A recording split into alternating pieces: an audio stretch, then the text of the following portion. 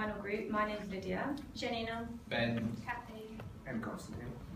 And I'm going to give you a brief introduction on Ryanair and SAS. Ryanair was set up in 1985 by the Ryan family. Their first share capital was worth £1, and in the first year they had 5,000 passengers flying backwards and forwards from Ireland to London. Today they are Europe's largest low fares, no frills airline.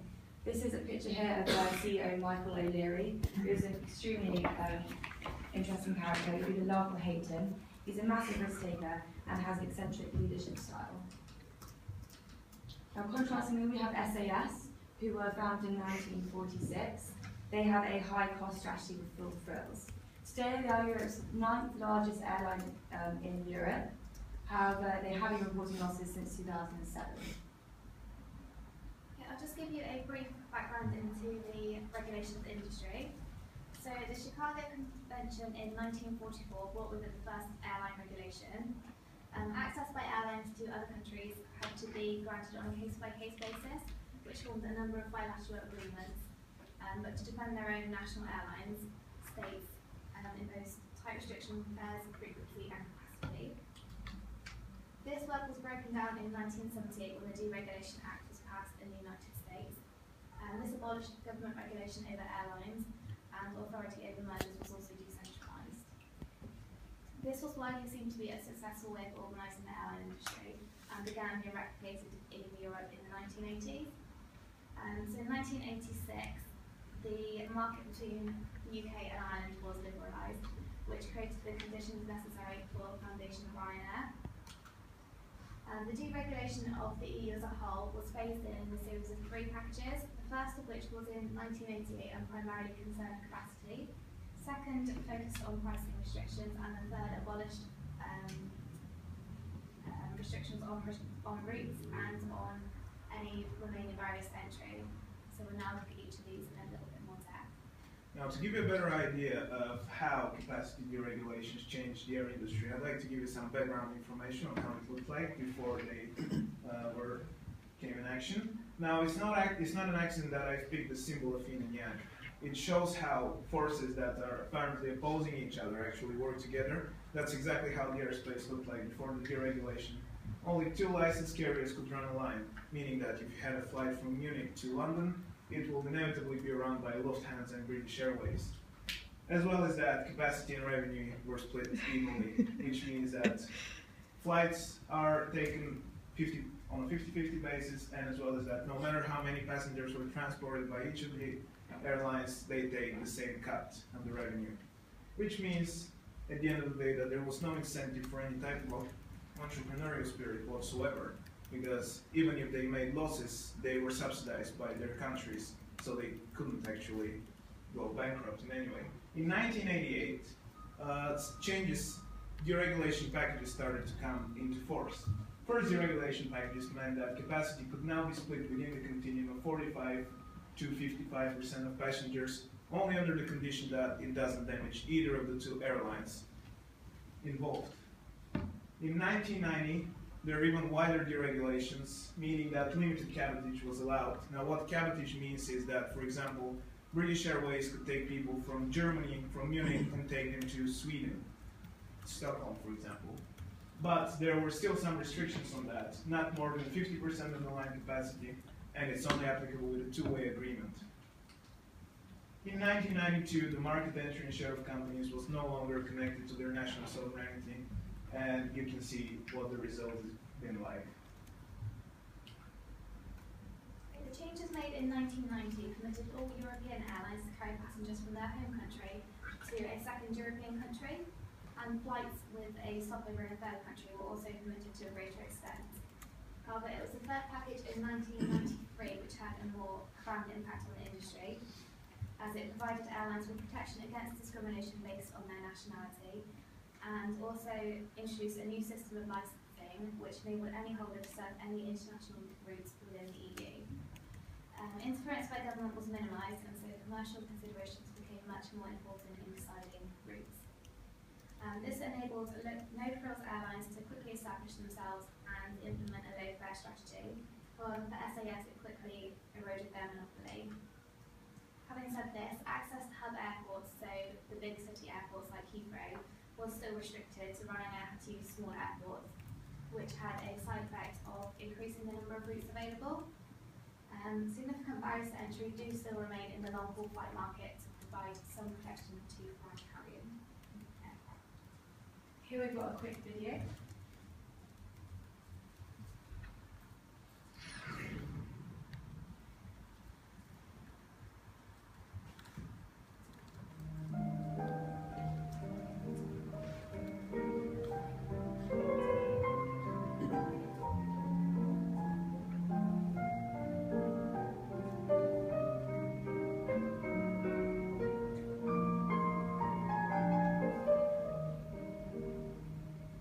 Everyday philosophy here. Passengers don't matter.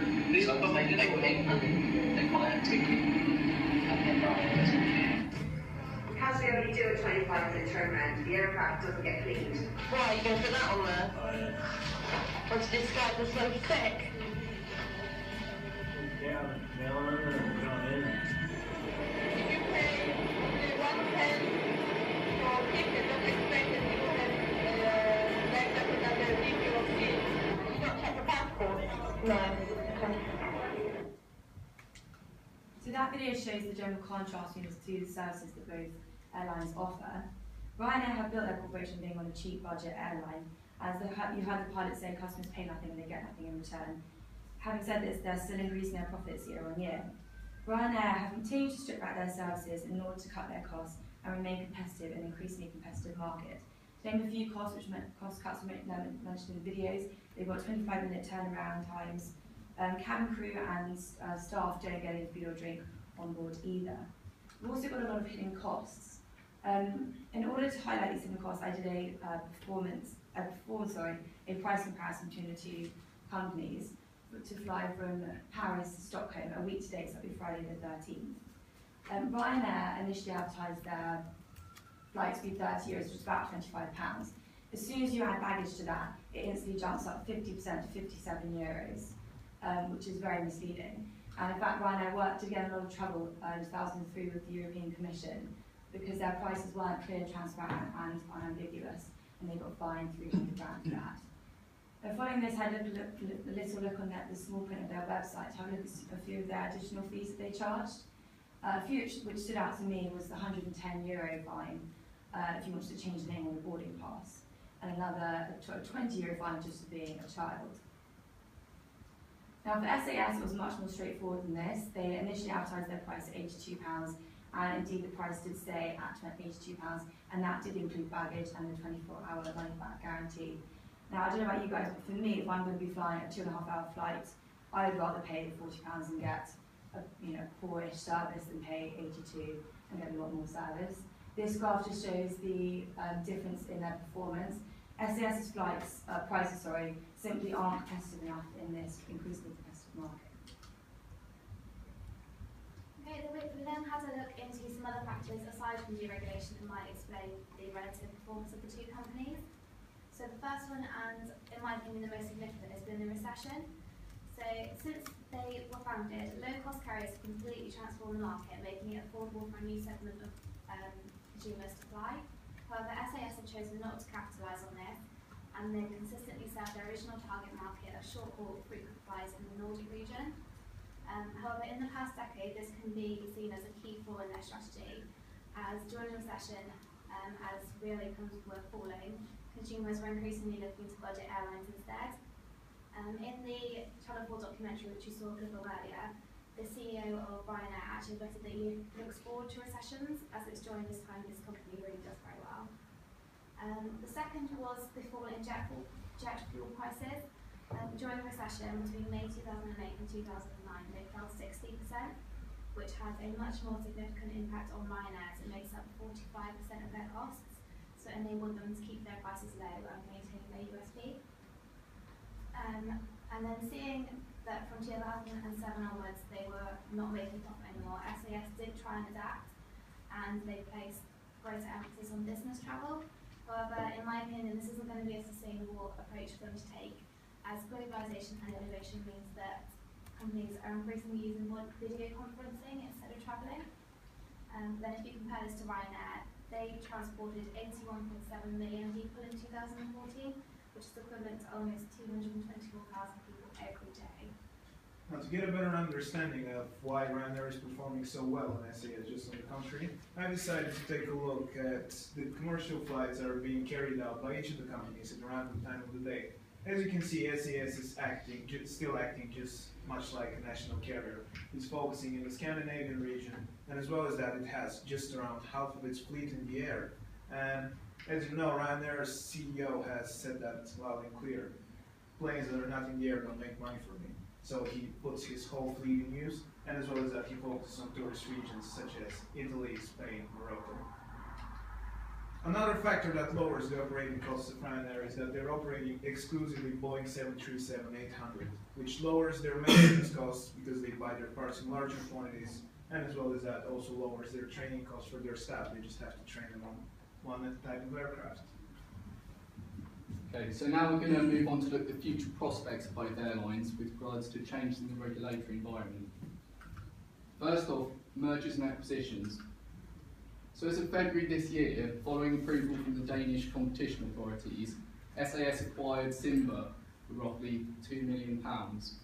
Simba's fleet is fairly small. It only consists of one top-of-the-range short-haul aircraft and 5 medium-range aircrafts. But SAS are in the process of transferring 12 better quality medium-range aircrafts over to Simba. This shows their intention to diversify the routes and hopefully expand both companies. One of the failure reasons for SAS was their inability to geographically disperse their activity, fighting overcapacity in the Scandinavian area and trying to increase their market share in the rest of Europe. After the change in ownership, they begin to understand this and aim to diversify risks by merging with Flybe, so that Flybe operates aircraft on their behalf in Europe, and SAS operates for Flybe in Scandinavia, making the activity more efficient for them both. They also had the intention to purchase Alitalia, an Italian bankrupt airline, so as to restart it and increase their fleet and supply into southern Europe. However, because of falling revenues, they could not afford this, and Air France and Etihad stepped in, now owning about 75% of Alitalia. Another factor is changes in taxation.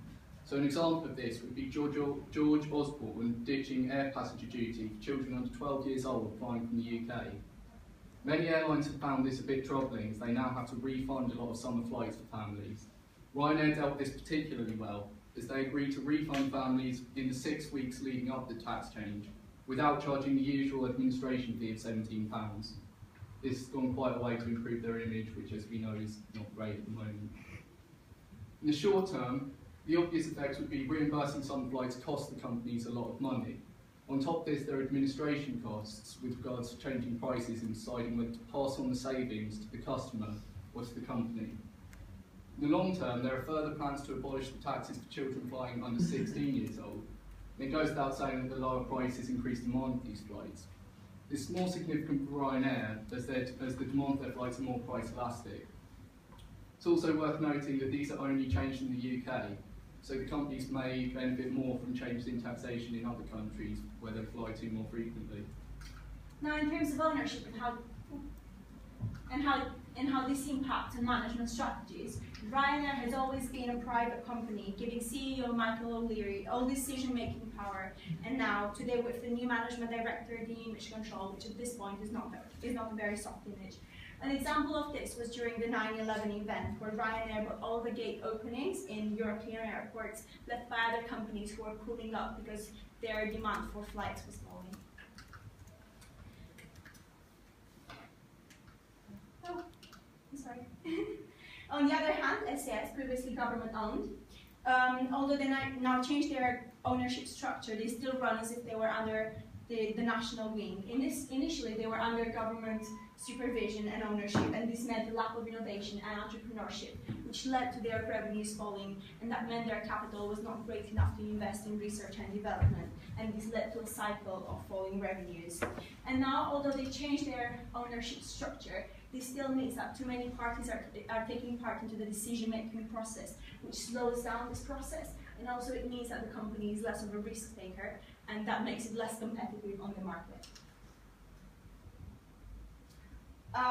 In terms of regulatory changes, the Open Skies Agreement brings in future prospects for the entire market in terms of increased competition and also changes in the migration patterns.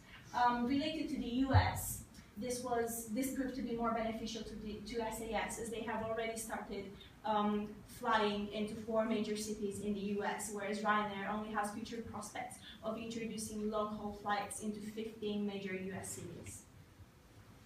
The Israeli Open Skies Agreement is fairly recent, as it only happened in May 2013. Roughly 25,000 Israeli teenagers travel from Israel to concentration camps a year as part of their secondary education. This attracted a lot of interest from many airlines, including Ryanair, who have big plans in Israel. The only problem with this is that there are many hurdles, one of which being that they need an Israeli air operator's certificate to fly in and out of the world, fly from Israel. As well as this, the wages for pilots in Israel are a lot higher than Ryanair are used to, and certain regulations mean it would be very difficult, if not impossible, to maintain their 25-minute turnaround time. As a result, it makes more sense for them to buy out either Arkia or Israel, 2 of the big Israeli airlines. We're now going to conclude using a pestle analysis. So on the political side of things, the expansion of the EU, with Croatia joining in 2013, and the potentials for countries such as Iceland, Macedonia and Montenegro to join in the future means there'll be more air traffic in Europe, meaning more demand for flights in both companies. On the economical side of things, coming out of recession, this means that people's disposable income increases and therefore their purchasing power increases. And that means that people who were previously able to go onto flights are now enabled to move towards better service flights, such as those provided by SAS, whereas people who were not able to purchase flights in the past, so as to go abroad, they are now enabled to go for budget airlines such as Ryanair. Also on the social side, Ryanair has proved to be to adapt better to the changes, and so in terms of their long-haul flights prospects, they are considering introducing a premium side to this, so that people who aim for a better service, they can now purchase it from Ryanair as well. On the other side, SAS has not been doing as great, and the only improvement in their social service so far has been the introduction of the adaptive package, which meets the customer's needs of creating their whole holiday plan on the website by renting cars and also renting hotel rooms. Technological improvement helps lower operational costs for our carriers. Advancement, newer airplanes come around, better fuel efficiency, that means both less CO2 emissions and less fuel spent on flights. Okay, legally, the past 30 years we've seen changes which have quite clearly favoured Ryanair so far. However, looking ahead, more relaxed regulation concerning mergers and acquisitions may help to restore SAS to their former position at the forefront of the market, providing they're willing to be more flexible in their approach. On the environmental front, we've already mentioned, the more fuel-efficient planes means less CO2 emissions. Although that's not the main priority for them, it is a bonus. So these are references, that was our presentation. Any questions? Thank you very much.